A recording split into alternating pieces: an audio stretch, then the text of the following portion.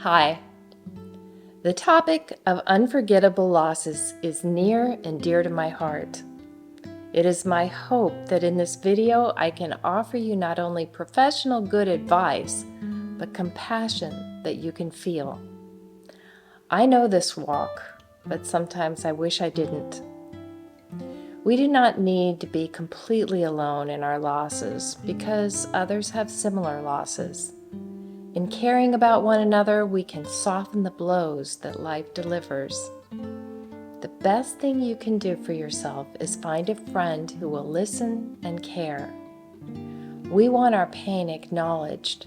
Once it is, we are not alone with it. When others gently nudge us to take positive action, it is our responsibility to use our own good sense to take this advice. We can opt to let our loss take over our lives, and some losses will initially do that. But there comes a time to move on and focus on other things outside ourselves. In this way, we can resume some semblance of a normal life. We will also become whole enough to love others with our newfound compassion. When we serve others, life has great meaning. When we find our way into the light again, even if we have a few dents, we find ourselves more understanding and stronger than before. If we allow God to love us through these changes, we will find a stronger spiritual connection too. Our new life situation will never be the same as it was, but it can be good. I know this. New situations means that we've experienced change. Sometimes the change seems unacceptable, even unsurvivable. Even so, we all experience unwanted change on a regular basis. But faith in a loving God assures us that whatever life brings, we will be able to handle it. Some losses are relatively small, like a car that was totaled, a favorite piece of jewelry that was lost, or a home that was left behind when moving. These losses can be seen as training ground for the much greater losses that I am addressing today. Significant sudden losses can leave us stunned, like a friend who lost her job suddenly after working for the company for 21 years. I remember her shock. It was very difficult for her. But now, years later, I doubt that she thinks about it much. Today, I'm talking about losses that never leave us, losses that change us and our perspective, losses that can cripple and destroy, or cause us to transcend in ways that we didn't think we could. It is these experiences, as awful and painful as they may be, that can allow us to grow exponentially and become more beautiful, empowered people, if we so choose. When a huge loss is new, it can feel consuming. It is good to feel the loss and acknowledge all that we are feeling in meted out portions that we can bear. It is okay to take breaks and good to take breaks from our pain and do something that takes our mind off the loss. My video about awe, A-W-E, and how experimenters have demonstrated its effects on our biology and mindset can help. Check it out. While we are allowing emotions to flow, we have to remember that feelings lie to us. They tell us that we can't survive, that all is lost, or that we'll never be happy again. As real as these thoughts can feel, they are just feelings that will change in time. If we can remember to accept our feelings, be caring to ourselves, but stop short of believing the doom they can predict, we will have taken a strong step toward recovery. We need to call on our rational thought to help manage the waterfall of emotion that can wash us away. If rational thought is elusive, then ask a wise friend for input or seek professional help with someone who elicits trust. The Bible is full of great advice for managing our emotions. It reminds us that our experience, no matter how extreme, isn't unique or insurmountable. It helps me understand that suffering in this life is a given. It isn't just me that experiences the emotions, pain, or loss. God assures us, however, of a great ending. With God's help, we can persevere and find joy again in this lifetime. The first great loss I had was when my mother died. I was in my 20s and she was the only parent I had ever known. It was like my whole family died. It was just the two of us as I grew up. She was a very lovable person and she loved me.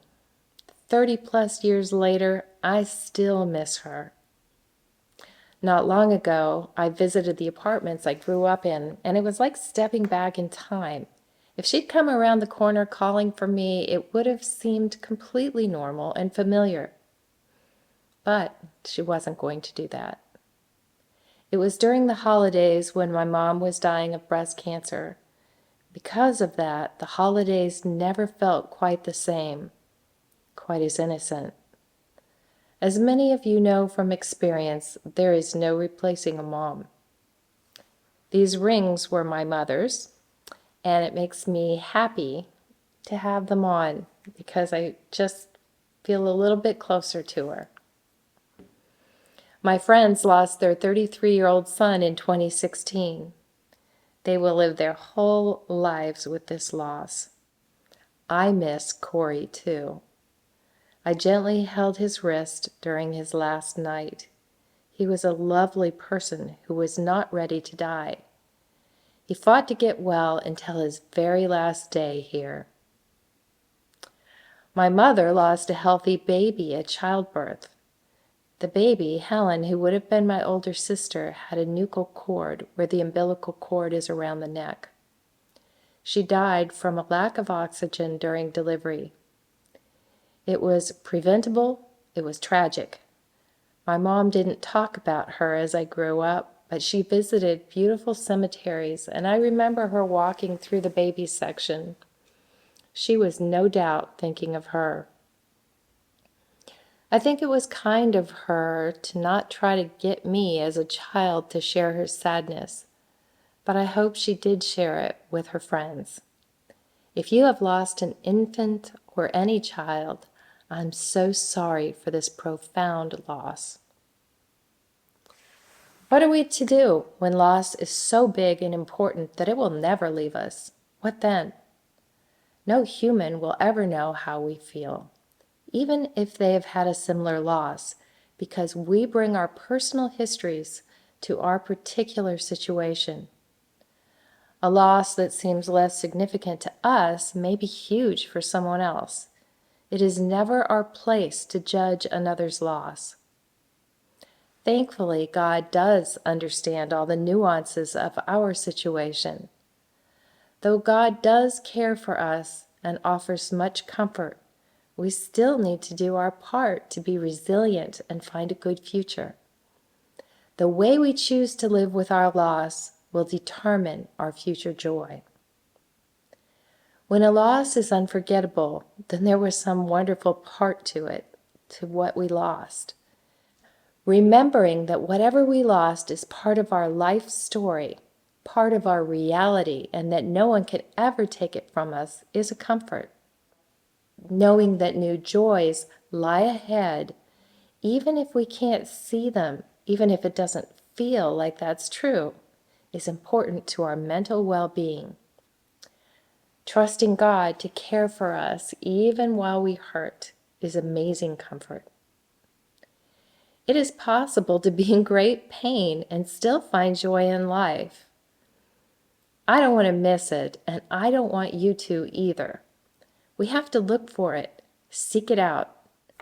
Opening our eyes to see the beauty that remains helps keep thoughts in balance. If you're like me, it's easy to let dark thoughts slip in or even dominate us. This is where I recall one of my favorite scriptures. God did not give me a spirit of fear, but of power and love and a sound mind. I remind myself with these encouraging words that my powerful, sound mind can choose focus. It takes time to develop this practice into habit, but executing one choice to change our focus only takes a second. Directing your thinking is a discipline that can transform your life and possibly save it too. Good thinking habits allow us to proceed, notice all there is to be grateful for, and open up to new possibilities. No matter how much life can feel essentially over, it is not if you're above ground. Kick out the lie. In the book Tuesdays with Maury, Mitch Albom recalls Tuesday visits with his dying college professor, Maury Schwartz. Maury was dying from ALS, amyotrophic lateral sclerosis. This frightening disease leaves someone's mind intact while they gradually lose muscle control all over until they can no longer breathe. Maury certainly was experiencing unforgettable loss. He decided that a good plan was to allow only 10 minutes every morning to feel sorry for himself. After that, it was time to live the day. His plan was brilliant and inspiring. He dealt with his reality in those 10 minutes, but used his good mind to refocus on other things. He became useful to others. Sometimes when I'm hurting, I like it if someone else brings me their problem.